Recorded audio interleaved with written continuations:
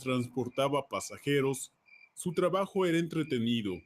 Siempre podía escuchar las conversaciones de los demás o entretenerse mirando la minifalda de alguna jovencita por el espejo retrovisor. Pero con el autobús completamente vacío, los minutos se volvían horas. Además estaba especialmente cansado, ya que la noche anterior apenas había dormido 4 horas. Mientras conducía, el sueño le iba venciendo y sin querer pegaba algún pequeño cabezazo. Se durmió apenas unas décimas de segundo, tiempo suficiente para perder el control del autobús y pegarse el susto de su vida al encontrarse en mitad de la calzada a una chica que asustada trataba de esquivar el pesado vehículo. Todo fue en vano. La velocidad a la que iba el vehículo, unida al estado de aletargamiento del conductor, provocaron que, incluso pisando el freno hasta su tope, el autobús arrollara a la joven. El sonido de las ruedas destrozando los huesos de su delicado cuerpo, mientras el transporte saltaba como si acabara de pasar un obstáculo, estremeció a Julián y lo dejó helado. Sin duda había sido su culpa. La chica estaba muerta, de eso no había duda. Mirando por el espejo una vez detenido el autobús, se podía ver cómo el cuerpo boca abajo estaba destrozado.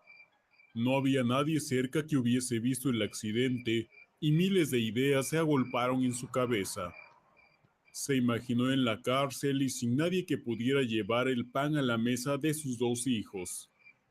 En el mejor de los casos, perdería su trabajo ya que había excedido las horas legales en que podía conducir un transporte. Seguro que su jefe, cuando se iniciara una investigación, le echaría a la calle antes de buscarse problemas él mismo. Asustado y aún confuso, pegó un acelerón comprobando que no hubiera nadie cerca que pudiera identificarle. Escapó de allí sin tan siquiera bajarse del autobús y en su huida no respetaba señales de tráfico ni los límites de velocidad. Una fuerte culpa le oprimía el pecho y, como por instinto, miró por el espejo interior del vehículo.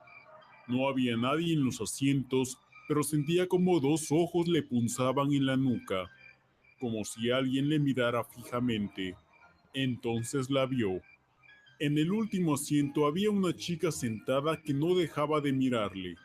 Giró su cuerpo para revisar la parte de atrás sin usar el espejo, pero no había nadie. Temblando y con el cuerpo casi agarrotado por el miedo, regresó su mirada a la carretera, pero casi involuntariamente volvió a mirar por el espejo. La chica se levantó y comenzó a avanzar hacia él. De nuevo se giró y no pudo ver a nadie. Un nuevo escalofrío le recorrió la espalda. Estaba tan asustado que quería bajarse del autobús y salir corriendo, pero incluso para eso era demasiado cobarde. Julián se giraba una y otra vez a mirar la parte trasera del autobús. No había nadie, pero él sabía que estaba ahí. Podía sentir su mirada clavándose en él. No se atrevía a mirar en ese espejo que parecía tener algún extraño vínculo con el mundo de los muertos. Pero como la polilla que se acerca demasiado a la llama y acaba quemándose por no poder controlar sus instintos, Julián miró una vez más por el espejo. La chica no se había movido desde la última vez. Estaba en el mismo lugar, como congelada, pero al regresar la mirada de Julián al espejo, fue como si se reactivara. Avanzó inexorablemente hasta el asiento del piloto, mientras Julián, paralizado, no podía apartar la mirada de la joven que se le acercaba. Extendió su mano y agarró el hombro del conductor. Julián sintió como el frío más intenso que jamás pudo imaginar le quemaba el hombro. Justo una fracción de segundo después, una fuerte luz le alertó de que debía mirar de nuevo hacia la carretera. Allí, un camión que circulaba por su carril le avisaba con sus luces de que estaba a punto de colisionar. Julián giró bruscamente el volante y el autobús perdió el control, precipitándose por una ladera. El viaje terminó tan bruscamente como comenzó, al impactar de frente contra un enorme árbol que igualmente se doblegó ante varias toneladas de acero. Julián despertó un día después en el hospital. La mirada incriminatoria de una enfermera le alertó de que algo iba mal. Deseaba que todo fuera tan solo un sueño, o mejor dicho, una pesadilla, pero una pareja de policías que había estado esperando en la puerta de su habitación apareció tras que la enfermera les comunicó que él había recobrado la conciencia. Buenas tardes, señor. Estamos aquí porque existen indicios de que el autobús que usted conducía atropelló a una joven la noche del viernes. Se han encontrado restos de sangre que coinciden con los de la víctima y un fuerte impacto en su carrocería. ¿Reconoce usted a la chica de esta foto? Julián palideció al instante al reconocer el fantasma que vio en el espejo e inmediatamente sintió de nuevo un frío desgarrador en el hombro. La chica aún seguía con él, esperando que cometiera el error de mirar de nuevo a un espejo. La quemadura con la marca de sus dedos en su hombro estaría ahí siempre para recordárselo.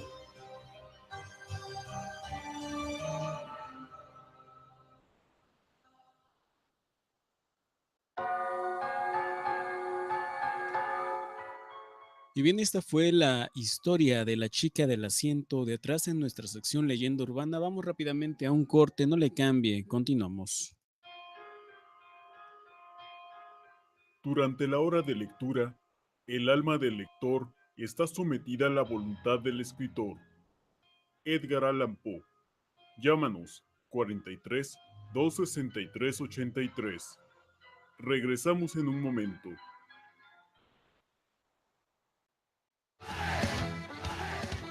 Hola, soy Cecilia López Cielo y los invito a escuchar Expresión Universitaria todos los martes a partir de las 4 de la tarde, solo por Izúcar FM. En Puebla, el combate al robo de hidrocarburos, delito de orden federal, no se detiene. Nadie por encima de la ley. El Grupo de Coordinación Puebla Segura sigue reforzando las estrategias en vigilancia, aumentando las detenciones y el cierre de tomas clandestinas, logrando incautar 8.006.558 litros de hidrocarburos, asegurando 3.818 vehículos y deteniendo a 881 personas. Todo esto para combatir el problema de raíz. En Puebla, la tranquilidad es lo más importante. Grupo de Coordinación Puebla Segura. Izúcar FM te da la hora. Son las 8:14. Grandes secretos de las familias mexicanas. Veamos qué fue lo que dijo. Pero no entiendo, Luisa Francisca. ¿Por qué nunca dijiste que te pegaba y hasta amenazaba con matarte? ¿Cómo crees que iba a decir algo? A mí me enseñaron que todo lo que pasaba dentro de las 4 paredes era problema nuestro. Además, las personas oían mis gritos, pero nadie se mete en asuntos privados. Ya lo sabes, la ropa sucia se lava en casa.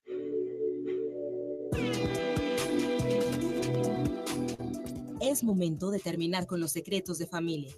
La violencia contra las mujeres no es un asunto privado. A ti también te corresponde hacer algo para frenarla. Es momento de actuar.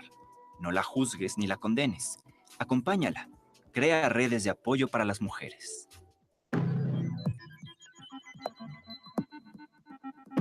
Pequeños actos cotidianos generan grandes violencias. El feminicidio no inicia con un asesinato. En tus manos está impedirlo. Campaña Ciudadana por el Derecho de las Mujeres a la Vida, OVIGEM, ODECIR, Mujeres en Frecuencia AC y Fondo de Acción Urgente por los Derechos de las Mujeres.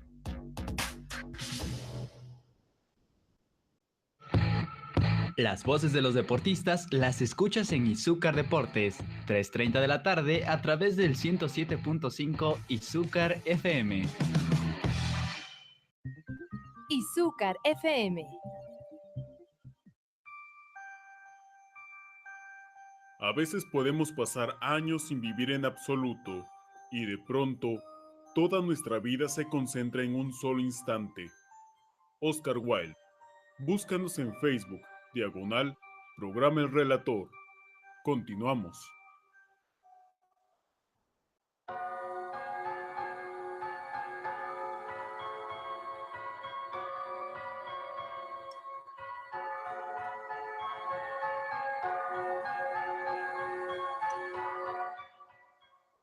Continuamos con más aquí en su programa El Relator. Estamos escuchando algunas historias y también ya tenemos por acá algunos saludos para los amigos que ya se conectaron a la transmisión vía YouTube. Les doy la más cordial bienvenida. Nos dicen por acá, Rodrigo García, saludos, esperando la transmisión.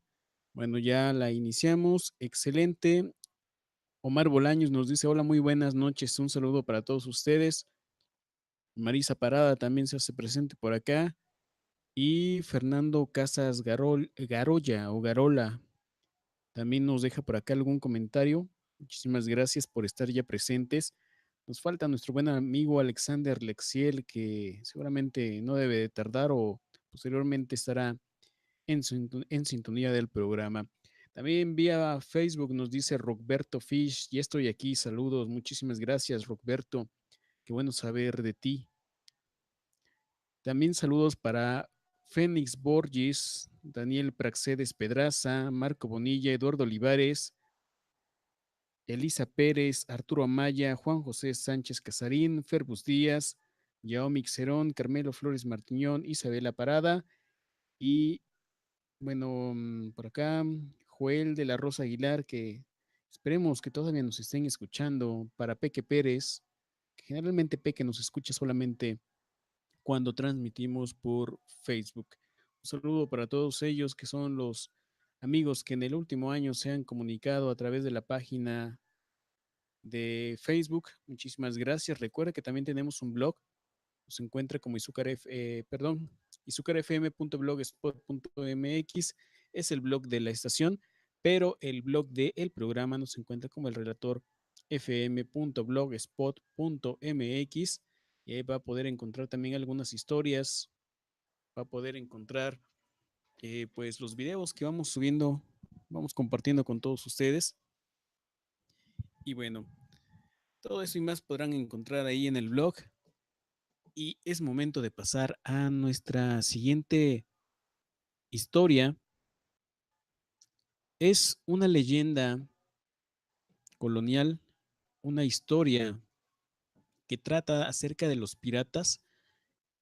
Y mire que cuando justamente se estaba leyendo la leyenda, valga la expresión, leyendo la leyenda, pues estaba mejor dicho, pensando si sería una buena idea para todos ustedes, amigos, si próximamente realizáramos un programa dedicado a lo que son las leyendas de los piratas. Si a alguien le gustan las historias de piratas, podríamos hacer un compilado y preparar un programa dedicado solamente a las leyendas de los piratas. Si es eso, déjenos sus comentarios ahí en YouTube. En Facebook también nos pueden encontrar como el Relator 1 con número, para que ahí nos puedan dejar sus comentarios, preguntas, sugerencias o lo que ustedes nos quieran mencionar. Ahí lo pueden hacer. Vámonos con esto que se titula El Pirata de Barbillas. Historias que pasan de generación en generación. Narraciones históricas que persisten hasta nuestros días. El Relator presenta Historias de leyenda.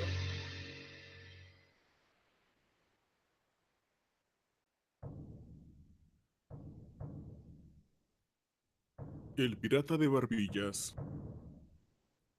A finales del siglo XVI, el puerto de Campeche se había convertido en uno de los más importantes del Nuevo Mundo.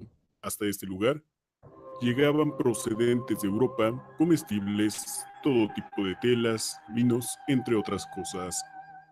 Sin embargo, esta situación de abundancia pronto acarreó problemas, pues los piratas arribaban al puerto para hacer de las suyas.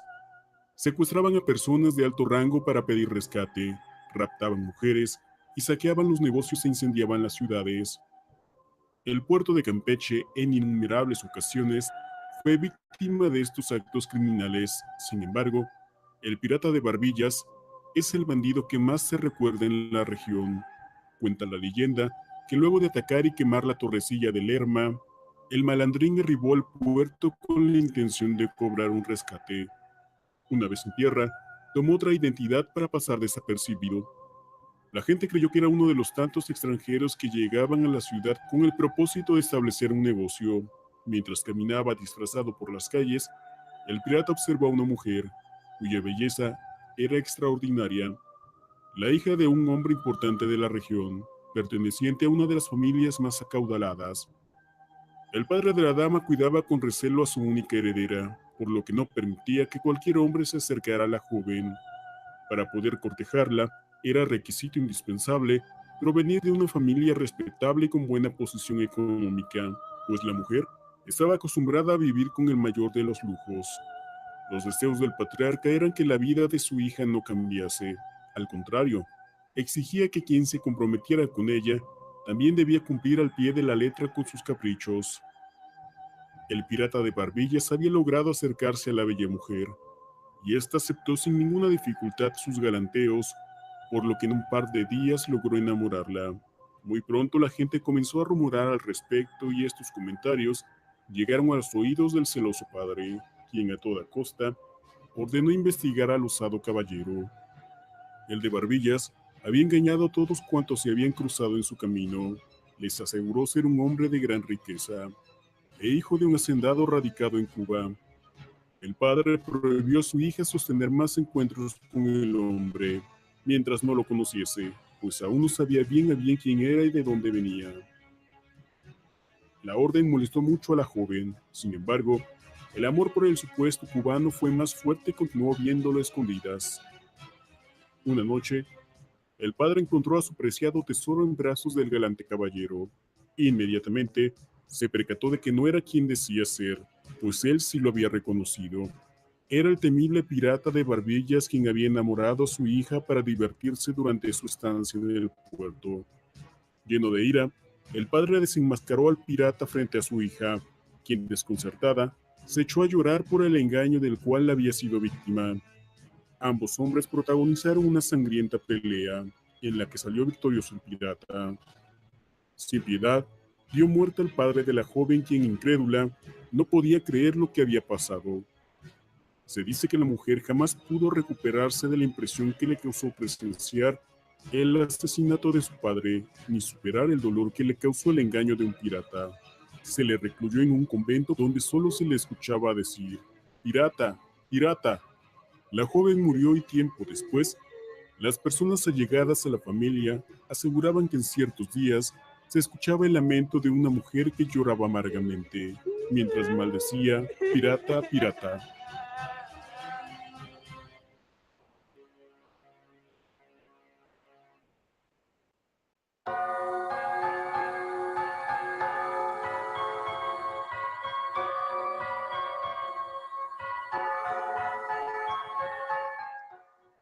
Y bien, esta fue la historia de El Pirata de Barbillas, la leyenda que acabamos de compartirles. Tenemos ya más comentarios a través de la plataforma de YouTube. Nos dicen por acá, Star Black Gamer nos dice: ¿conoces a la ciguanaba? No, fíjate que no. Me suena la verdad. Creo que es de una leyenda de Sudamérica, si no estoy mal, o de Centroamérica, por ahí así. Si estoy mal, corrígeme. La verdad me suena, pero no la conozco, la verdad. Por acá nos dicen Mari Flexita 507. Hola, saludos. Hola, Mari. Gladys Rivas Cisneros nos dice: saludos, buenas noches desde Aguascalientes. Muchísimas gracias, Gladys. Creo que es la primera vez que nos escuchas, ¿verdad? Si es así, pues bienvenida seas. Recuerda, todos los miércoles en punto de las 8 de la noche, tiempo del centro de México, estamos transmitiendo este programa. Bienvenida, Gladys. Marisa Parada nos dice: oyendo tus interesantes historias, mi estimado relator, saludos desde New Jersey. Esperamos nuestros saludos para la familia González Parada. Muchísimas gracias. Saludos para toda la familia González Parada hasta New Jersey, que nos están sintonizando. Muchísimas gracias. Esos fueron los saludos que se están registrando hasta estos momentos junto con Eduardo Olivares, que ya nos dice saludos a todos a través de Facebook. Muchísimas gracias. Eduardo, que tú también siempre estás presente en las transmisiones vía radio, supongo, porque siempre nos mandas mensaje a través de Facebook. Muchísimas gracias. Qué bueno saber de ti también y de todos los amigos que nos están sintonizando. Sin embargo, tenemos que ir a nuestra siguiente pausa. No le cambie, regresamos con más. Esto es El Relator.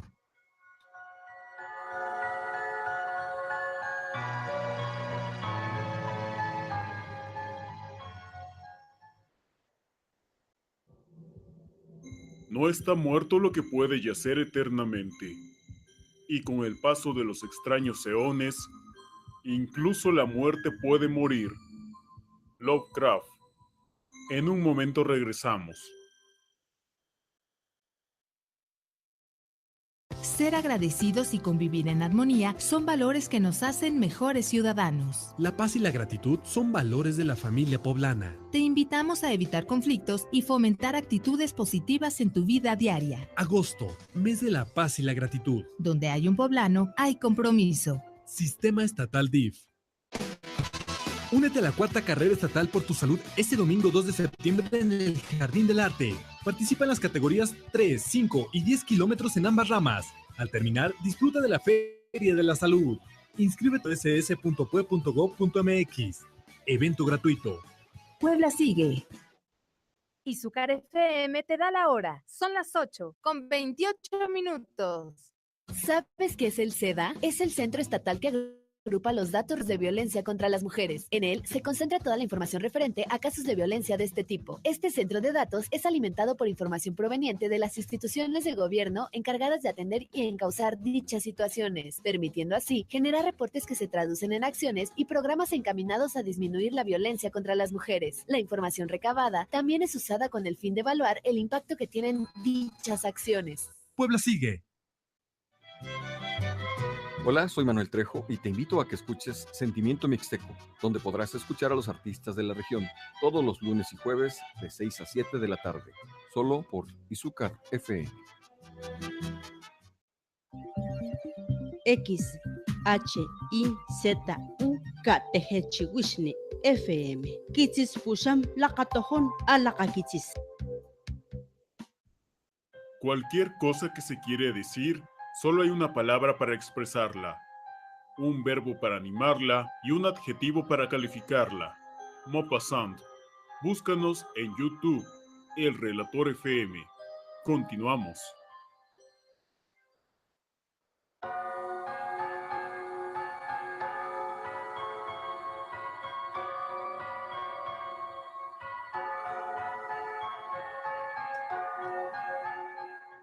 Continuamos con más aquí en su programa El Relator. Ya nos dicen por acá Israel Salvatierra. Hola, buenas noches, tarde, pero seguro, excelente programa. Saludos, muchísimas gracias Israel, que tú también eres de los habituales en estas transmisiones. Muchísimas gracias. No importa que llegues tarde, lo importante es que llegas, que no te desanimas y dices, no, pues ya se me hizo tarde, ya no entro. No, tú siempre estás aquí también presente. Muchísimas gracias. Eso realmente es agradable para su servidor y también para el relator que estén aquí escuchando, aunque se les haga un poquito tarde, no importa, siempre son bienvenidos. Por acá nos decía también Ricardo Reyes, saludos a todos, me parece que no había leído su comentario. Saludos Ricardo, esperemos que todavía sigas con nosotros, ya que hay algunos amigos que parece que ya no nos escuchan, porque ya no nos comentan nada más, pero hay otros que, aunque no comentan, siguen ahí presentes durante todo el programa. Igual para todos los amigos radioescuchas, saben que siempre les mando sus saludos a todos los amigos, aunque no nos escuchen, o mejor dicho, aunque nos escuchan, pero no nos mandan algún mensajito, alguna manifestación de su presencia en este plano terrenal del programa. Esperemos que dentro de algunas emisiones más se animen, nos dejen algunos algunos comentarios, algunas llamadas al aire, ¿por qué no? Y por supuesto, si lo prefieren, mandarnos un mensaje de audio a la página por correo electrónico con esas historias, esas leyendas que ustedes se sepan, que sean de su colonia, de su barrio, de su localidad, y que a lo mejor ustedes conocen la leyenda, pero muchos otros, incluso de su misma comunidad, la ignoren, la desconozcan, y pues hay que tratar de rescatarlas, que todo el mundo se entere de aquellas historias que se encuentran presentes en el entorno, ¿no? Aquellas leyendas, aquellas historias, repito, que son importantes para la cultura mexicana, para la cultura mixteca aquí en la región y en general para todo el país. Vamos con esta siguiente historia, se titula El perro delator. Es otra leyenda urbana. Continuamos.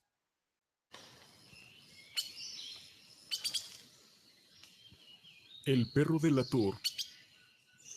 Julián y Marta eran una pareja feliz que desde hace un año se había mudado al campo. El lugar era perfecto para que Julián se pudiera dedicar a escribir su novela sin ser molestado, y Marta se dedicara a la pintura. Aquello era su afición, y desde hacía un par de años su medio de vida, ya que había comenzado a exhibir su arte en diversas galerías y cada vez era más cotizada y conocida. Ambos estaban encantados con su nuevo hogar, ya que estaba lo suficientemente cerca del pueblo como para poder realizar las compras o salir a cenar fuera. Pero la finca era privada y eso les daba la privacidad que necesitaban para sus trabajos, y alejaban a visitantes molestos e inoportunos. La pareja además estaba muy enamorada, y habían empezado a hablar de ampliar la familia. La idea de que sus hijos se criaran en un ambiente tan protegido y entre la naturaleza era algo que a ambos les encantaba. La convivencia además iba viento en popa. Julián era la persona más ordenada y disciplinada que Marta había conocido en toda su vida. Metódico y detallista. Tenía una rutina casi militar. Todas las tardes salía a correr junto a su perro, un paseo que encantaba al animal porque siempre llegaba feliz y agotado de tanto esfuerzo. Sin embargo, la paz que tenían parecía estar a punto de acabar. Desde hacía varias semanas se habían empezado a dar extrañas desapariciones en el pueblo. Varios coches de turistas o gente que estaba de paso se quedaban estacionados por largos plazos de tiempo, sin que sus dueños regresaran a reclamarlos. Eso al principio no parecía molestar a nadie, pero en un pueblo pequeño siempre se comenta todo, y el misterio parecía ir cada vez más lejos. Ya eran más de una docena los coches estacionados en la gasolinera y calles más alejadas del centro. Llegó un punto en el que la preocupación de algunos habitantes fue tal que llamaron a la policía para que investigara los sucesos. Las autoridades poco pudieron aclarar del asunto. Los propietarios de los vehículos habían desaparecido e incluso había denuncias de familiares reclamando que se realizara una investigación. Lo único que pudo encontrar la policía fue restos de sangre en uno de los vehículos, poca cantidad, como si alguien hubiese arañado a su agresor y luego se agarrara al asiento. Los restos estaban deteriorados y en el pueblo no había equipo suficiente para hacer una prueba de ADN, por lo que llamaron a la ciudad para que mandaran a un investigador. Julián estaba muy preocupado por Marta, y cada vez que ésta tenía que ir al pueblo, siempre se ofrecía a acompañarla. Aún así, pasados unos días, casi sin darse cuenta regresaron a su rutina, hasta que una tarde, Julián había salido a su habitual paseo con el perro hacía casi 4 horas, y Marta estaba muerta de miedo. Él siempre se negaba a llevarse su teléfono cuando salía a trotar, por lo que no tenía forma de localizarle. Llamó a un par de conocidos en el pueblo, pero nadie parecía haberle visto. Estaba a punto de buscar una linterna para adentrarse en el bosque en su búsqueda, cuando apareció cojeando por la puerta con el perro con la boca manchada de sangre. Estaba totalmente arañado y cojeaba de su pie derecho, pero lo más inquietante era un corte que Julián tenía en uno de sus brazos. Un corte tan profundo y limpio que parecía hecho con algún tipo de cuchillo. Marta le abrazó y le besaba muerta de susto. «Mi amor, ¿qué te ha pasado? ¿Cómo te has hecho esto?», le dijo. «Estaba paseando con Cronos cuando ha aparecido un jabalí. El animal debía estar herido o algo porque me ha atacado. Corriendo entre los árboles me he raspado con las ramas hasta que me he torcido el tobillo y he caído al suelo. En ese momento, el animal me ha herido en el brazo y si no hubiese sido por Cronos, probablemente no le hubiera podido contar. Se ha portado como un valiente atacando al jabalí y haciéndole huir». Marta estaba realmente asustada. Casi pierde a su marido y no se había dado cuenta. El pobre debía haber pasado un calvario para poder llegar hasta su casa con esa torcedura en el tobillo. Llamó al médico del pueblo y limpió las heridas de Julián. El doctor no tardó ni 20 minutos en estar en su casa y diagnosticó lo que ambos se temían. Tenía un esguince en el tobillo y necesitaría al menos 2 semanas de reposo absoluto si quería recuperarse del todo. Pero lo que más llamó la atención al médico fue el corte del brazo. Nunca había visto un corte tan limpio. Era casi perfecto. Cosió la herida y les prometió volver en un par de días para ver la evolución de los puntos y evitar que se infectara. Les dejó unas gasas limpias y un antibiótico, así como las indicaciones de cómo cuidar los cortes y el tobillo. Transcurrieron unos días y Julián se encontraba mejor. Aún no podía levantarse de la cama, pero los amorosos cuidados de Marta le estaban ayudando a recuperarse muy rápidamente. El que parecía otro era Cronos, el perro. No quería comer nada y cada vez estaba más agresivo. La verdad es que Marta nunca se encargaba del perro. Era Julián quien siempre le daba de comer y le sacaba a pasear. Cronos era un imponente ejemplar de Doberman, una raza de perro que requiere mucho ejercicio y Marta lo sabía. Así que aprovechando que Julián se durmió una siesta, decidió salir a pasear con el animal. Un paseo no muy largo, ya que le daba miedo adentrarse en el bosque sabiendo que el jabalí podía seguir por allí. Le puso la correa y casi sin darse cuenta el animal comenzó a guiar el camino.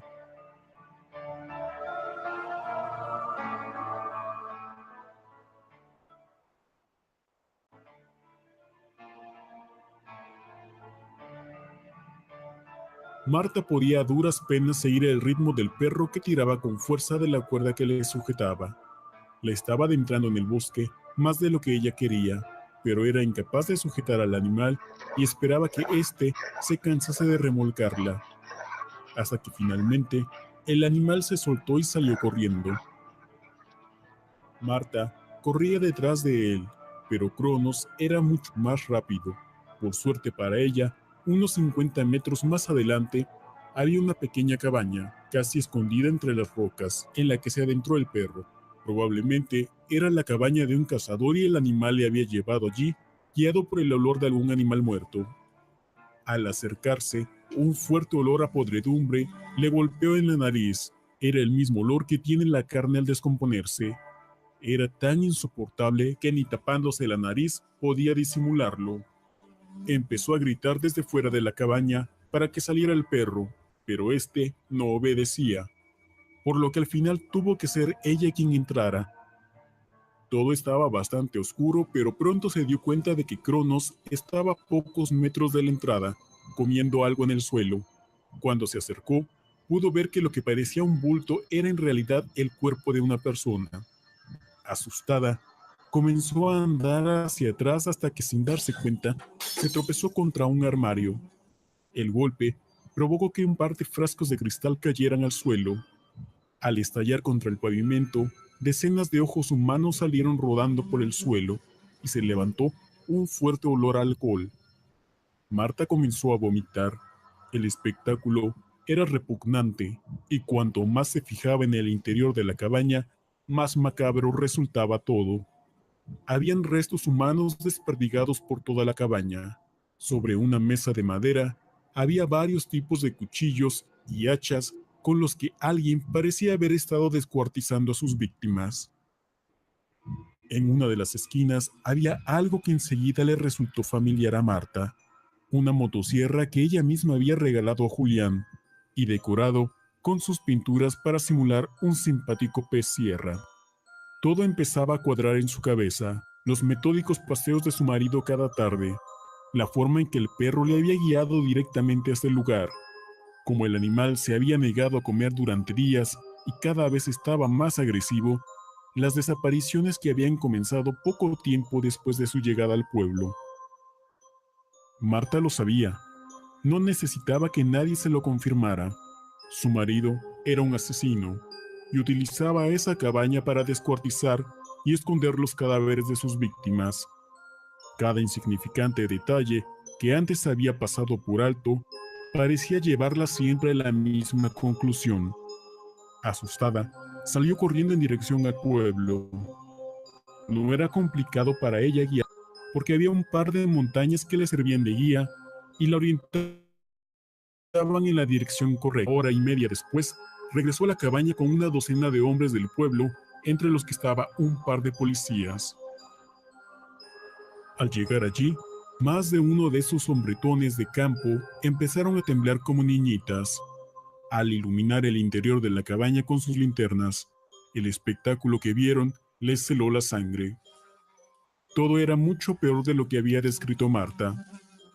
Había restos humanos de al menos 20 personas. Algunos habían sido preservados en alcohol y otros colgaban de ganchos con el cuerpo parcialmente devorado por el perro. Un policía se acercó al cuerpo que había tendido en el suelo. Era el más reciente y parecía que le habían asesinado y habían tenido que salir huyendo. En una de sus manos sujetaba un revólver al que le faltaban un par de balas. Probablemente había disparado al asesino cuando éste le sorprendiera investigando en su cabaña. El hombre era el investigador enviado desde la ciudad y parecía que la causa de su muerte había sido que Cronos le había desgarrado la garganta. A los pocos minutos, un dispositivo policial se presentó en la casa de Marta y Julián, pero Julián había desaparecido del lugar dejando todas sus pertenencias. Probablemente el perro, al regresar a casa con la boca ensangrentada, le advirtió que su guarida había sido descubierta. O tal vez es porque en un pueblo pequeño siempre se comenta todo.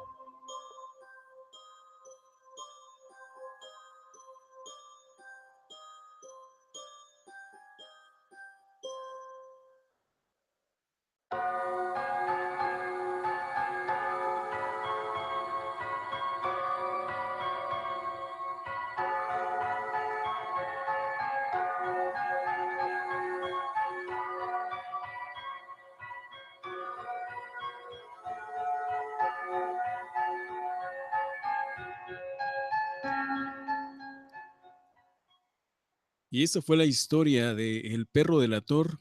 Vamos a una última pausa, no le cambie, regresamos. A veces podemos pasar años sin vivir en absoluto, y de pronto, toda nuestra vida se concentra en un solo instante. Oscar Wilde. Búscanos en Facebook, /Programa El Relator. Continuamos. Hola, soy Arturo de Gante y te invito a que escuches Retrospectiva todos los martes de 7 a 8 de la noche, 107.5 Azúcar FM. Habla el presidente Enrique Peña Nieto. Gracias a todos, México se ha transformado. Para conservar y proteger el medio ambiente, tenemos 182 áreas naturales protegidas que cubren 91 millones de hectáreas de tierra y mar, más el doble que hace 6 años. Trabajamos para salvar la vaquita marina y proteger la mariposa monarca y el águila real. Creamos la Gendarmería Ambiental y fortalecimos las brigadas de incendios forestales. Unidos haremos que lo bueno siga contando.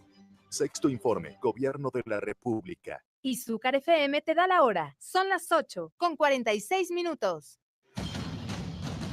Hola, soy Arturo de Gante y te invito a que escuches BSO La Música Detrás del Cine todos los viernes en punto de las 4 de la tarde, 107.5 Izúcar FM. Izúcar FM. No está muerto lo que puede yacer eternamente.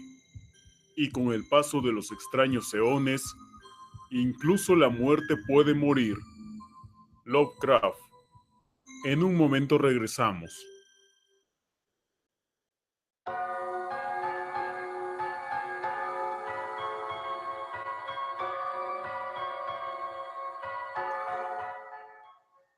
Continuamos y estamos ya en el último bloque de este programa. Vamos a leer algunos otros comentarios que nos están llegando a través de la plataforma de YouTube.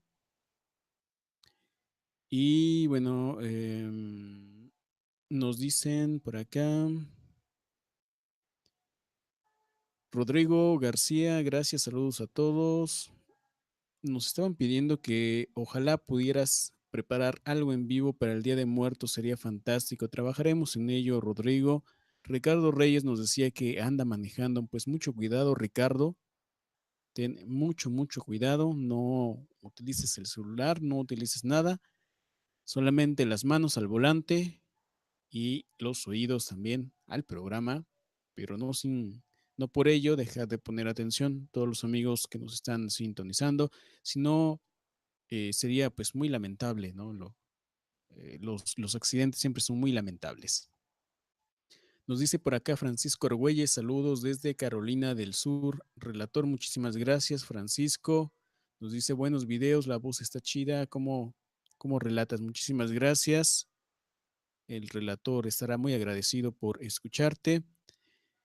Nos dice por acá Joel Alcides, la Ciguanaba es de El Salvador, donde vivo. Muchísimas gracias y saludos para todos los amigos que nos escuchen en El Salvador.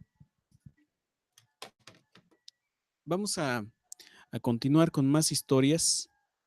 También saludos para la profe Eli, que creo que todavía nos escucha. Para Gilberto Hernández, me parece que también nos está escuchando.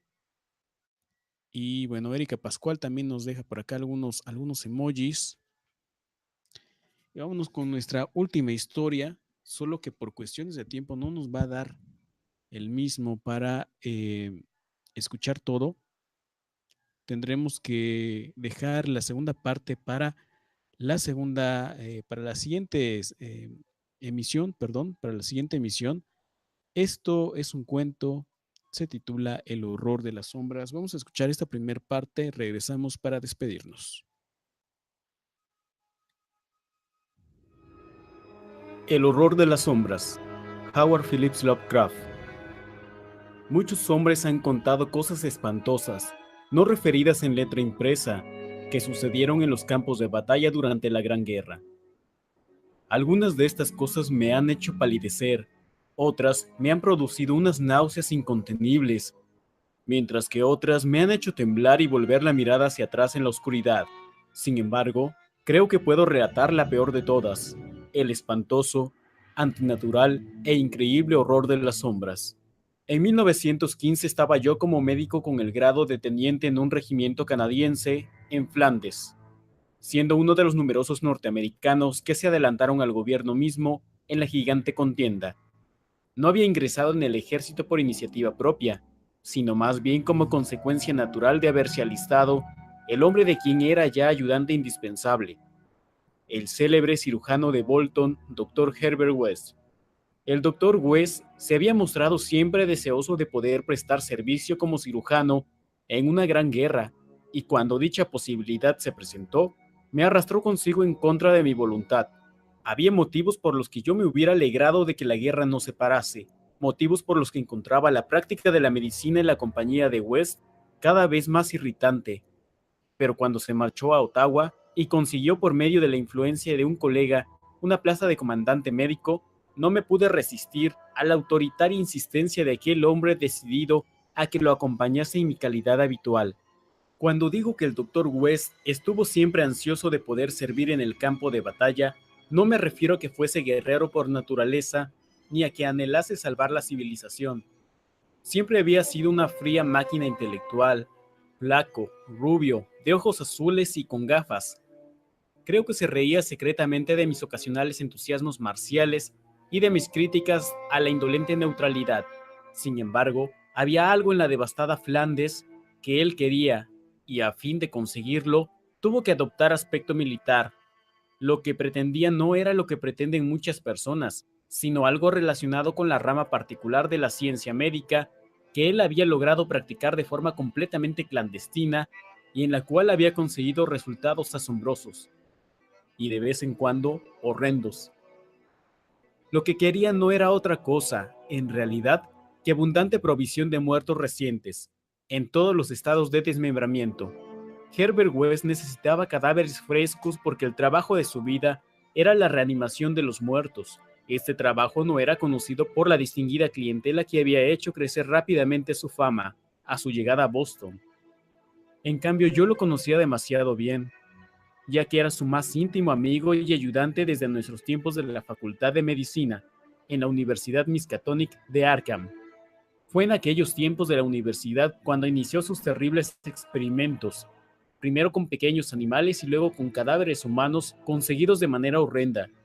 Había obtenido una solución que inyectaba en las venas de los muertos y si eran bastante frescos, reaccionaban de maneras extrañas. Había tenido muchos problemas para descubrir la fórmula adecuada, pues cada tipo de organismo necesitaba un estímulo especialmente apto para él. El terror lo dominaba cada vez que pensaba en los fracasos parciales, seres atroces, resultado de soluciones imperfectas o de cuerpos insuficientemente frescos. Cierto número de estos fracasos habían seguido con vida.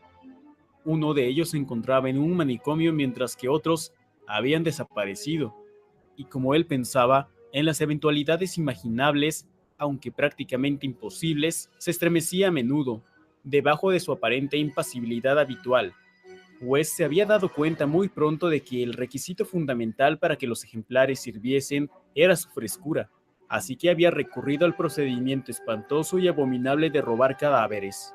Y cuando empezamos a ejercer en el pueblo industrial de Bolton, mi actitud respecto a él había sido de fascinada admiración, pero a medida de sus procedimientos se hacían más osados, un solapado terror se fue apoderando de mí. No me gustaba la forma en que miraba a las personas vivas de aspecto saludable. Luego, ocurrió aquella escena de pesadilla en el laboratorio del sótano, cuando me enteré de que cierto ejemplar aún estaba vivo cuando West se había apoderado de él. Fue la primera vez que había podido revivir la función del pensamiento racional en un cadáver, y este éxito, conseguido a costa de semejante abominación, lo había endurecido por completo. No me atrevo a hablar de sus métodos durante los 5 años siguientes. Seguí a su lado por puro miedo, y presencié escenas que la lengua humana no podría repetir. Gradualmente, y el propio Herbert West le quitó todo lo que hacía. Es cuando comprendí claramente que su celo científico por prolongar la vida en otro tiempo normal había degenerado sutilmente en una curiosidad meramente morbosa y macabra, y en una secreta complacencia en la división de los cadáveres. Su interés se convirtió en perversa afición por lo repugnante y lo diabólicamente anormal. Se recreaba con tranquilidad en monstruosidades artificiales ante las que cualquier persona en su sano juicio caería desvanecida de repugnancia y de horror.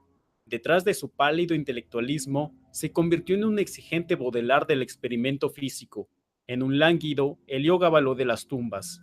Afrontaba imperturbable los peligros y cometía crímenes con impasibilidad.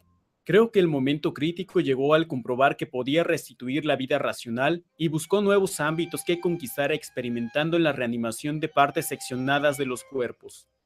Tenía ideas extravagantes y originales sobre las propiedades vitales independientes de las células orgánicas y los tejidos nerviosos separados de sus sistemas psíquico-naturales y obtuvo ciertos resultados, espantosos preliminares en forma de tejidos imperecederos, alimentados artificialmente a partir de huevos semi-incubados de un reptil tropical indescriptible. Había 2 cuestiones biológicas que ansiaba terriblemente establecer. Primero, si podía darse algún tipo de conciencia o actividad racional sin cerebro en la médula espinal y en los diversos centros nerviosos. Y segundo, si existía alguna clase de relación etérea, intangible, distinta de las células materiales, que uniese las partes quirúrgicamente separadas que previamente habían constituido un solo organismo vivo. Todo este trabajo científico requería una prodigiosa provisión de carne humana recién muerta. Y esa fue la razón por la que Herbert West participó en la Gran Guerra. El horrendo y abominable suceso ocurrió una medianoche, a finales de marzo de 1915, en un hospital de campaña detrás de las líneas de Saint-Éloi. Aún ahora me pregunto si no fue meramente la diabólica ficción de un delirio. West se había montado un laboratorio particular en el lado este del edificio que se le había asignado provisionalmente, alegando que deseaba poner en práctica nuevos y radicales métodos para el tratamiento de los casos de mutilación hasta ahora desesperados. Allí trabajaba como un carnicero, en medio de su sanguinolenta mercancía. Jamás llegué a acostumbrarme a la ligereza con que él manejaba y clasificaba determinado material. A veces hacía verdaderas maravillas de cirugía en los soldados, pero sus principales satisfacciones eran de carácter menos público y filantrópico, y se vio obligado a dar muchas explicaciones acerca de ruidos extraños aún en medio de aquella babel de condenados, entre los que había frecuentes disparos de revólver, cosa corriente en un campo de batalla, aunque completamente inusitada en un hospital.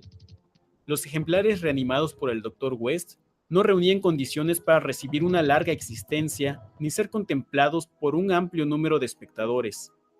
Además del humano, West utilizaba gran cantidad de tejido embrionario de reptiles que él cultivaba con resultados singulares. Era mejor que el material humano para conservar con vida los fragmentos privados de órganos, y esa era ahora la principal actividad de mi amigo. En un oscuro rincón del laboratorio, sobre un extraño mechero de incubación, tenía una gran cuba tapada, llena de esa sustancia celular de reptiles que se multiplicaba y crecía de forma borboteante y horrenda.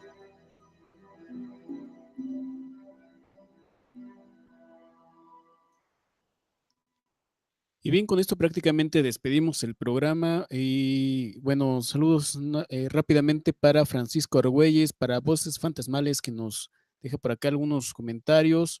Francisco Argüelles nos dice, mis saludos, soy nuevo y me gustan tus videos, muchísimas gracias. Mariana Guadalupe Cantún, hola, buenas noches, muchísimas gracias. Kevin Valdés y todos ellos que estuvieron presentes en esta emisión, muchísimas gracias. Continúe con la programación del 107.5 y Izúcar FM, muchísimas gracias, que descanse y hasta la próxima. La emisión ha terminado. Momento de cerrar el libro, pero no la imaginación. Aún quedan historias por contar. Escúchanos la próxima emisión. Escuche con atención a El Relator.